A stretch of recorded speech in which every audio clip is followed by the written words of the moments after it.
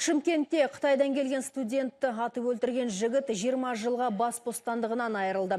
Және қасындағы 4 бозбаланың біреуі тиісті орынға хабарламағаны үшін 1 жылға сотталды.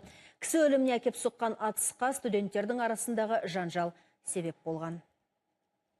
Әңгіменің желісі жаңа технологиялар колледжін кім ұстайды? Мен ұстаймын, или сен ұстайсың әңгіме. Оразымбетов айтады, мен ұстаймын дейді, Ислам айтады, біз Ақжол екеуміз ұстаймыз дейді. Екеуі арасында осы сөз әңгіме кетіп ерегісіп басталады. Колледжде кім мықты деген егес мұнымен бітпей, екі топ көзбе-көз кездесуге келіседі. Студенттердің бірі тобы колледж алдында тұрған сәтте, екіншісі бұларға көліктен оқ атқан.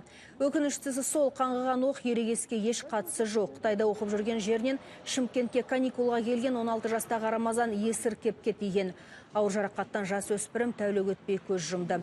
Естеріңізге салсақ, бұл оқиға биылғы қаңтар айында Шымкенттің орталығында болған еді.